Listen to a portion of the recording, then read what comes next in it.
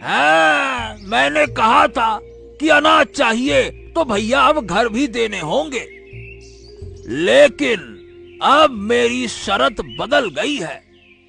मैं तुम्हें रोटी दे सकता हूं, लेकिन रोटी की कीमत अपने घर के साथ साथ अपनी गुलामी से चुकानी होगी।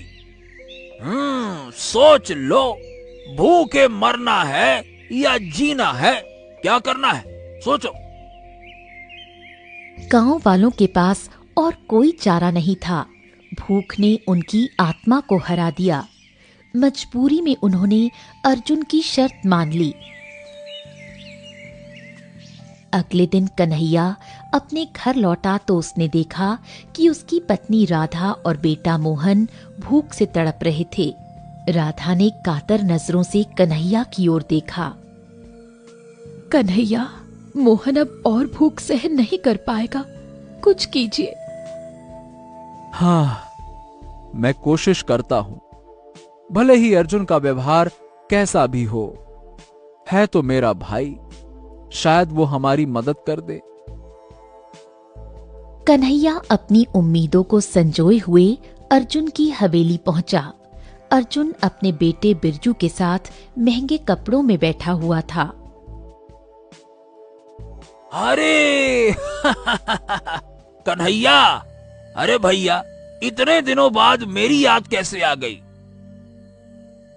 भैया, राधा और मोहन भूख से तड़प रहे हैं। मुझे थोड़ा सा अनाज दे दो, मैं तुम्हारा ये एहसान कभी नहीं भूलूंगा। तो अनाज चाहिए तो भैया मेरी शर्त माननी पड़ेगी। तुम तो जानते हो कि अब अनाज की कीमत क्या है, सीधी बात है। क्या कीमत है अर्जुन भैया? देखो, अपने घर की छत छोड़नी होगी और बाकी का जीवन मेरी गुलामी करनी होगी। बस यही छोटी सी कीमत है रोटी की। अर्जुन की बातें सुनकर कन्हैया की आंखों में दर्द और गुस्से के भाव उमड़ने लगे। उसने अपने भाई को देखा और सोचा, क्या ये वही अर्जुन है जिसे उसने हमेशा एक छोटे भाई की तरह स्नेह दिया था? उसी वक्त वही साधु जिसने वर्षों पहले अर्जुन को चमत्कारी हीरे का रहस्य बताया था, अर्जुन की हवेली के सामने प्रकट हो गए। अर्जुन, तुम्हें वो हीरा लौटाना होगा। तुमने उसका दुरुपयोग किया। मैंने क्या गलत किया? रोटी की कीमत लगाई और बदले में धन कमाया। अरे भैया, इसमें क्या बुरा है? तुम जिस रोटी की कीमत तय कर रहे हो, वो तुम्हारी मेहनत और खून पसीने की कमाई नहीं है। रोटी की कोई कीमत नहीं होती। जाओ, जाकर देखो, वो हीरा अब काले रंग की किरणों से चमक रहा है। ये संकेत है कि तुम्हारी बर्बादी शुरू हो चुकी है। साधु की बात सुनकर अर्जुन का चेहरा पीला पड़ गया। वो दौड़ता हुआ अपने कमरे में गया और हीरे को देखने लगा। वाकई वो हीरा अब काले रंग की किरणें छोड़ रहा था। तभी उसकी आंखों के सामने वो हीरा गायब हो गया। अब तुम्हें रोटी की असली कीमत का एहसास होगा। अलग निरंजन।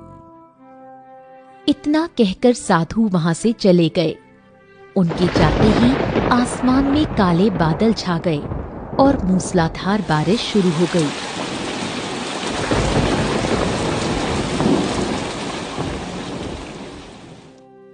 उसी समय राजा विक्रम अपने सैनिकों के साथ गांव पहुंचा। अर्जुन, मेरे गुप्तचरों ने मुझे तुम्हारी हरकतों की खबर दी। तुमने सूखे का फायदा उठाकर गरीब किसानों की जमीनें छीनी और उन्हें गुलाम बनाया। ये अन्याय अब और नहीं चलेगा। राजा विक्रम ने अर्जुन के कब्जे में ली गई सारी जमीनें वापस गांव वालों को लौटा दी। गांव वाले फिर से मेहनत में जुट गए। कुछ ही महीनों में उनकी फसलें लहलहाने लगीं। उधर अर्जुन का बेटा बिरजू अचानक बुरी तरह बीमार पड़ गया। अर्जुन और बिंदिया अपने बेटे का इलाज कराने के लिए हर वैद्य के पास भटकते रहे। अर्जुन, कुछ कीजिए, हमारा बेटा ऐसे नहीं बच पाएगा। अर्जुन ने अपनी सारी संपत्ति बेटे के इलाज में लगा दी। हवेली तक बिक गई और वो सड़क पर आ गया। आखिरकार अर्जुन हारकर अपने भाई कन्हैया के पास पहुंचा। भैया भैया भैया भैया, मुझे माफ कर दो, मुझे माफ कर दो। मुझसे बहुत बड़ी गलती हो गई। मैंने तुमसे हमेशा अन्याय किया। मैंने कभी अच्छे से बात नहीं की। भैया, अब मेरे पास कुछ नहीं बचा। बस मुझे और मेरे परिवार को अपने घर में थोड़ी सी जगह दे दो, पनाह दे दो, नहीं तो हम भूखे मर जाएंगे। भैया बस बस बस, ये कैसी बातें करते हो?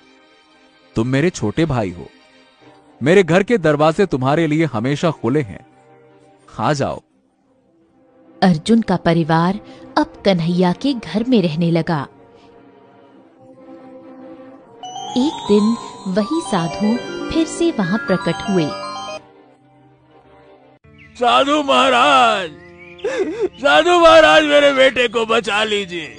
मैं अब कुछ नहीं चाहता, बस इतना चाहता हूँ कि उसका जीवन बच जाए। अरे नहीं चाहिए धन पैसा रुपया, बस मेरे बेटे का जीवन बच जाए। कुछ कीजिए। तुम्हारा बेटा ये सूखी रोटी खाने से ठीक हो सकता है, लेकिन तुम्हें इसकी कीमत चुकानी पड़ेगी। साधु महाराज, मेरे पास सब कुछ खत्म हो चुका है।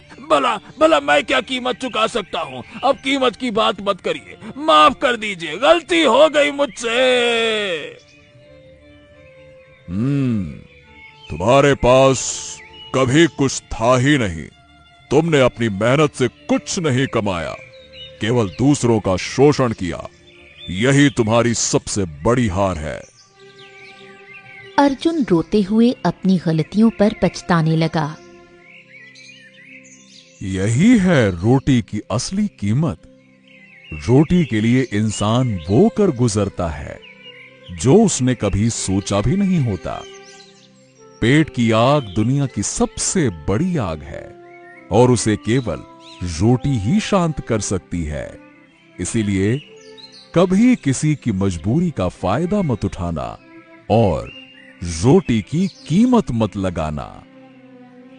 साधु ने अर्जुन को एक सूखी रोटी दे दी। अर्जुन ने वो रोटी अपने बेटे बिरजू को खिलाई। तभी एक चमत्कार हुआ और बिरजू ठीक हो गया। उस दिन के बाद अर्जुन कन्हैया के साथ एक परिवार की तरह रहकर खेतों में मेहनत करने लगा और अपना जीवन सच्चाई और ईमानदारी के साथ बिताने लगा। मोरल: रोटी की कीमत केवल इंसान की मेहनत और ईमानदारी से तय होती है। जो ये समझ लेता है वही सच्चे अर्थों में जीवन का अर्थ जान पाता है।